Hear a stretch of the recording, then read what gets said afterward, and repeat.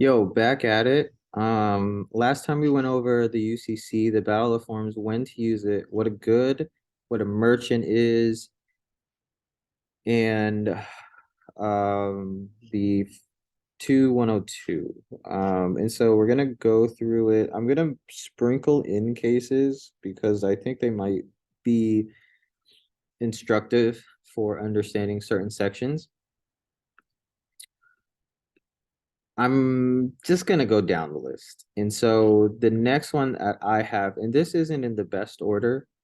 Um, the 103 is next, and um, this, I'm not even gonna read the language of this because it's kind of review, but it states the purpose of the UCC.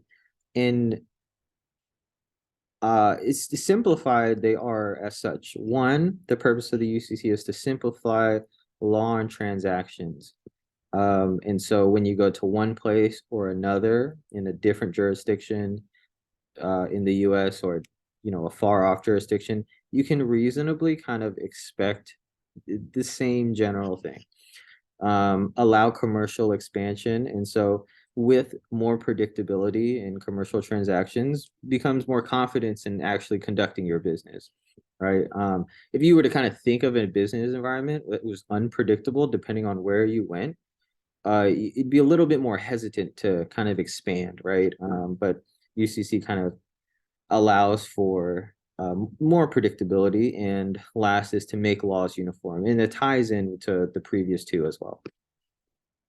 The second part is that where the UCC is silent. And so if you can't find a provision in the UCC that applies to the particular part, assuming the UCC does apply, then you use other principles of law. And this is where we said turn to common law or the restatements, and so on.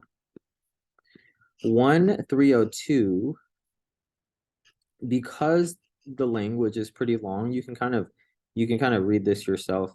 But in short, the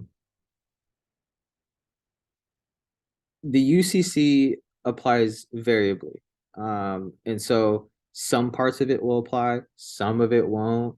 You just got to know when it's going to apply. But turn to the UCC first.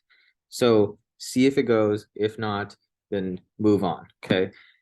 Two is that you kind of assume in contracts, in agreements, that parties good do actions in good faith. And that reasonableness applies with certain with agreements. And so you can't in a contract say, you know what, I'm doing this because I want you to fail, right? I'm doing this because I don't actually want a contract. We're just going to assume from it, and the UCC makes that explicit. And so the other part is making more express that just because the UCC says unless otherwise agreed, which typically means if the parties agree to it, or parties agree to a different way, does not necessarily mean that a UCC provision won't apply. And so just because an agreement or a contract says one thing that is slightly different doesn't mean the principle or a concept doesn't apply. Okay. 1303. I could read this one. A course of performance is a sequence of conduct between the parties to a particular transaction that exists if one, the agreement of the parties with respect to the transaction involves repeated occasions for performance by a party, and two, the other party which knowledge of the nature of the performance and opportunity for objection to it accepts the performance or acquiesces in it without objection.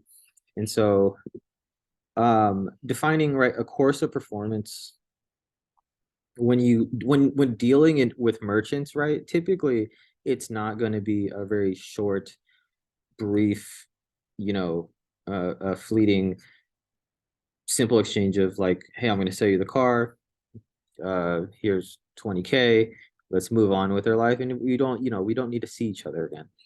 But with merchants, it could be kind of like a sustained dealing between each other. So for instance, a supplier may supply a restaurant with certain meats for their steakhouse, and it may be over the course of 20 plus years, right? Um, but yeah, that's a case where the UCC may apply, right? Or will apply. So a course of performance equals a sequence of conduct between parties if one, the agreement involves repeated performance. And so the easy example is that steakhouse example, right? I'm going to deliver this many cuts of filet mignon, this many cuts of New York strip, this many cuts of skirt steak every month on the 15th. Okay. Two,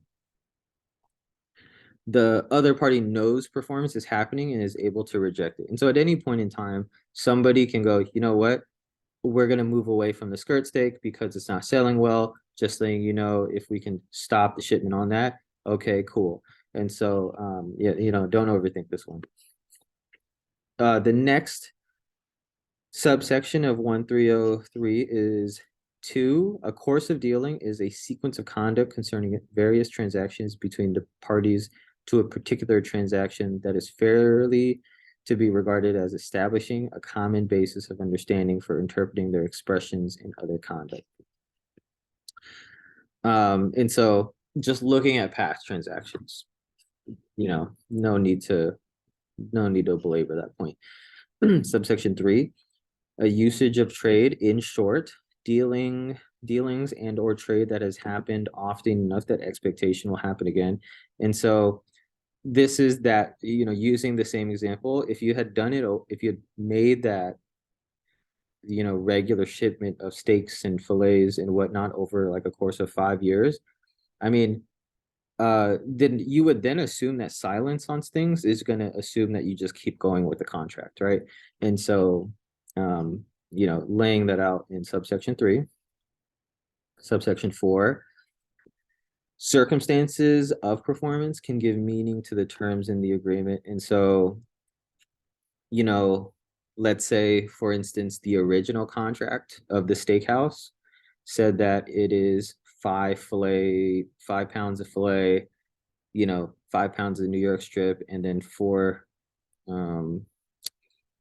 whatever it is. But let's say, for example, in the area, uh, you know, cow grains and like a disease went through, and um like certain cuts just like didn't make the mark, and just overall supplies went down and like prices went up, right? And like if you were to look at the contract, it would look like it would violate it, but given the context of that time, it could, right, redefine or reshape. And of course, whatever oral exchanges because of the circumstances would be considered as well, but kind of to paint the picture of what subsection 4 might account for. Subsection 5, I'm not going to read the actual language, just going to read my annotation, is that terms of agreement must be construed reasonably consistent with each other, but it is unreasonable if, so one, generally speaking, you assume that things are related to each other, but they may be unreasonable if one, terms prevail over performance, and so express terms prevail over course of performance, course of dealings, and usage of trade. So if things are in conflict, like you're going to turn to the terms. And things stray too far, just like a good practice is to revisit the terms. Okay. 2, performance overtly prevails over trade. Performance overtly prevails over trade. Course of performance prevails over course of dealings.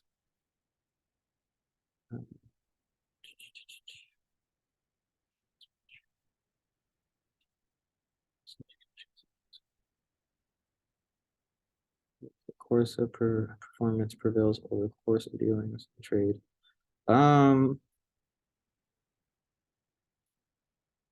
yeah, I'm not exactly sure how I interpreted this when I wrote this down. So, let me know. Three, course of dealings overtly prevails over usage of trade. And so, um, this is all kind of going to be reasonable and according to the circumstances. So, what is reasonable is going to be sort of like you know, um, what is like obviously the case and what is not obviously the case. Okay. Moving on, subsection 6 and subsection 7. I don't know if we'll even have to mention these at any point, but if you need, past history of trade evidence is not admissible unless notice is given to the other party. So you can't like use past records against a party without letting them know. And so, you know, just take that as it is. Um, I Lights turned off. Maybe that's a sign to cut this episode and then move on to the next.